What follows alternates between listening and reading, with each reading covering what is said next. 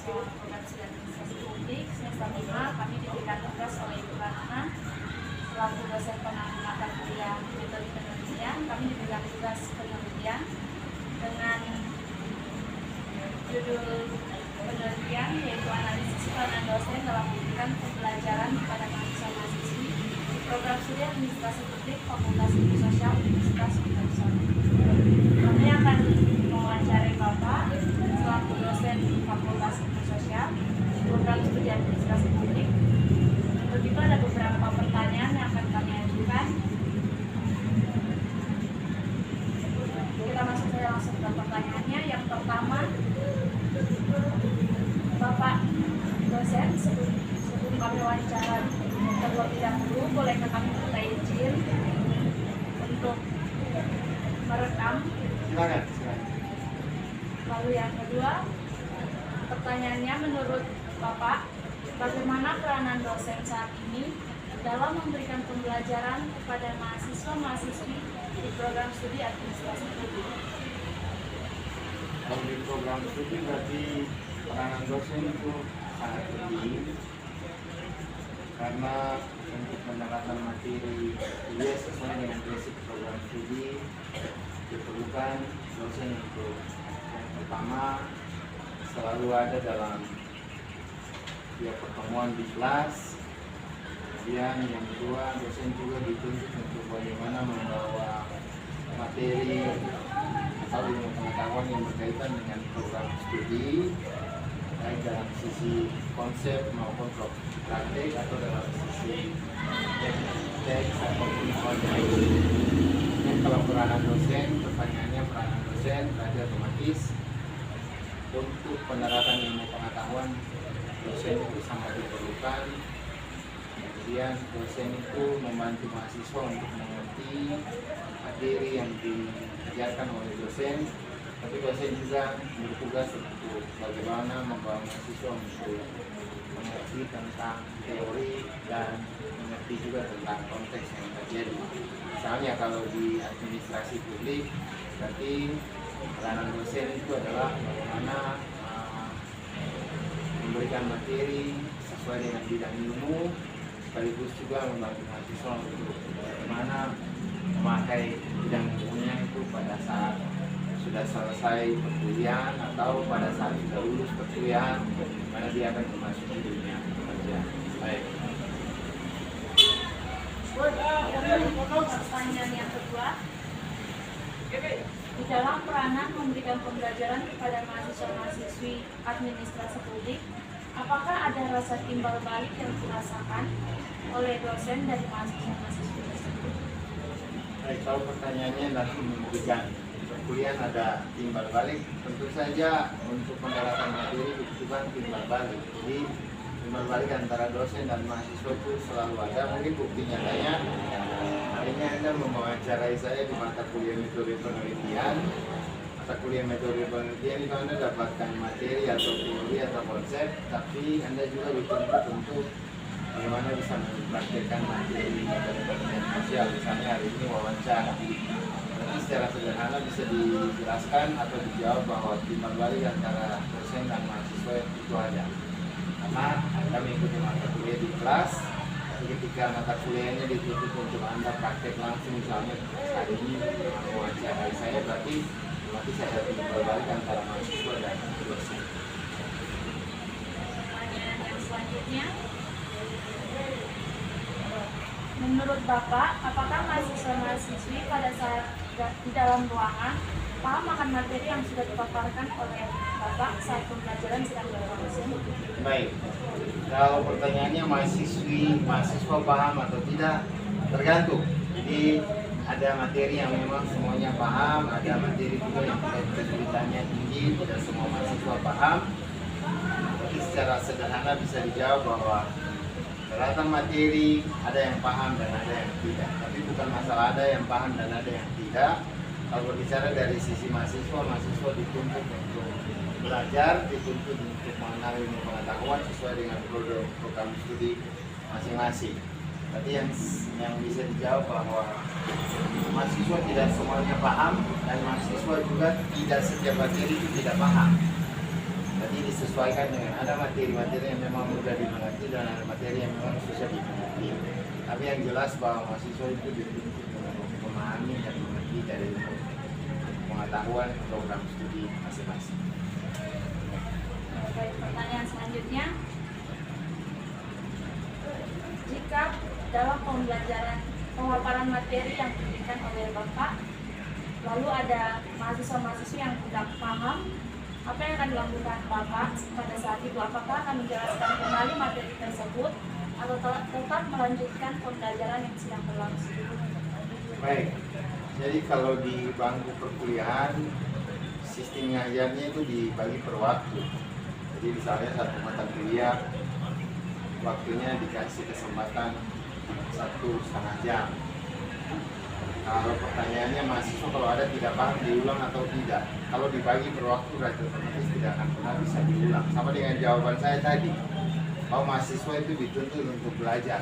Kalau dituntut untuk belajar, kalau memang ada yang tidak dimengerti, berarti mahasiswa itu wajib berusaha sendiri untuk mengerti. Tapi yang jelas bahwa dosen menjalankan tugas dan tanggung jawabnya memberikan materi dengan semaksimal mungkin untuk mahasiswa bisa mengerti. Kalau ditanya bisa ulang atau tidak materinya, karena tidak bisa diulang karena kita diberikan kesempatan untuk mengajar itu dengan waktu, dengan jadwal. Karena kalau mengulang berarti otomatis kita akan mengalami keterlambatan materi.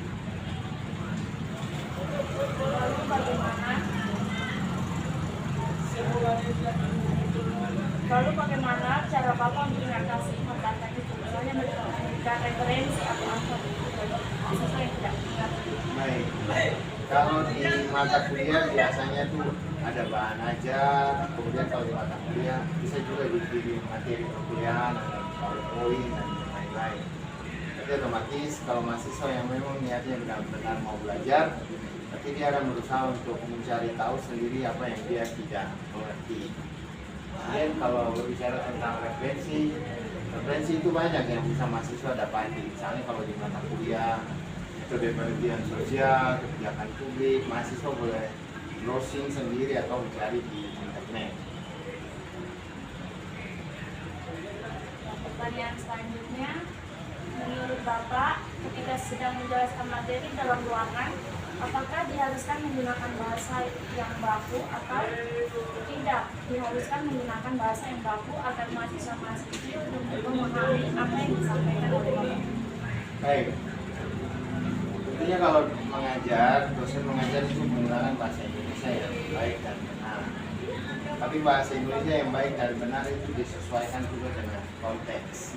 Kalau memang misalnya kita ngajarnya di Papua Barat, tidak salahnya juga kalau kita membawakan materi dengan bahasa yang memang dimengerti oleh lingkungan misalnya yang ada di Papua dan Papua Barat.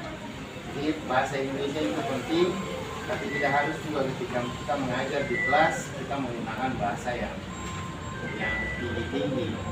Jadi otomatis bahasa yang digunakan itu disesuaikan dengan kondisi sosial budaya yang ada di daerah tempat kita. Baik, pertanyaan selanjutnya, bagaimana tanggapan Bapak terhadap mahasiswa-mahasiswa yang terlambat masuk ke dalam ruangan, di mana pembelajaran itu pada saat itu sedang berlangsung? Apakah ada sanksi tertentu bagi mahasiswa yang terlambat atau memberikan kesempatan bagi mahasiswa-mahasiswi yang terlambat itu tetap masuk dan ikut pembelajaran? Baik, kalau saya itu berbeda, artinya tiap-tiap dosen kan berbeda. Kalau saya mahasiswa terlambat tetap diizinkan masuk. Artinya terlambat itu bukan dengan alasan yang mengada-ada, misalnya terlambat karena kerja atau ada kegiatan di rumah atau kegiatan di lingkungan. Tapi yang jelas mahasiswa terlambat itu akan diperbolehkan masuk di kelas dan tidak ada sanksi apa-apa. Kenapa demikian? Karena ketika berbicara antara dosen dan mahasiswa, kemudian berbicara tentang tatap muka di kelas, yang wajib kita hargai di sini adalah hak dan kewajiban. Jadi dosen itu adalah tugasnya itu adalah memberikan mata kuliah atau mengajarkan mata kuliah sesuai dengan bidang ilmu atau dengan mata kuliah yang dia punya. Sedangkan mahasiswa itu berhak untuk mengikuti kuliah. Jadi kalau memang terlambat untuk alasan yang masuk akal, kita tidak punya kesempatan untuk memberikan hukuman bagi mahasiswa, karena mahasiswa mempunyai hak untuk mendapatkan kuliah. Pertanyaan selanjutnya, pada saat proses pembelajaran sedang berlangsung, mahasiswa-mahasiswi pastinya ingin suasana di dalam ruangan tersebut nyaman dan tidak merasa bosan saat sedang belajar. Bagaimana cara Bapak dosen memberikan atau mencairkan suasana di dalam proses pembelajaran agar mahasiswa-mahasiswi tidak merasa bosan? Baik, jadi kalau mengajar itu pada dasarnya tiap dosen itu sudah diajarkan tentang tata cara mengajar.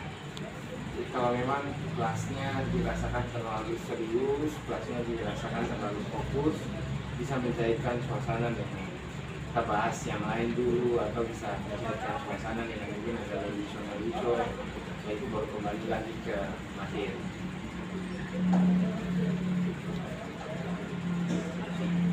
Pertanyaan yang terakhir, bagaimana Bapak menghidupkan kembali suasana pembelajaran yang sedang berlangsung agar mahasiswa-mahasiswi menjadi lebih aktif dan mengeluarkan pendapat atau tanggapan mereka akan materi yang sudah dijelaskan di Bapak? Jadi cara mengajar itu ada banyak. Dosen semuanya tahu kan, cara mengajar itu ada ceramah, ada diskusi. Jadi kalau sistem mengajarnya itu dosen diharuskan masuk tiap kali tatap muka itu dengan pendekatan dan metode mengajar yang berbeda-beda. Mengajarnya mencairkan suasana. Jadi tergantung kelasnya. Kalau memang kelasnya lebih aktif ketika penerapan materinya dengan menggunakan metode diskusi, nanti kita pakai diskusi. Tapi kalau materi yang dibawa lebih enaknya atau bisa diterima oleh kelas yang metode ceramah, jadi dosennya ceramah. Ada begitu banyak penerapan metode pengajaran di kelas, tinggal disesuaikan saja kemampuan dosennya dalam memberikan materi, menyesuaikan dengan suasana yang ada di kelas. Baik, mungkin itu saja pertanyaannya. Terima kasih untuk waktunya. Siap, terima kasih, sama-sama. Ayo.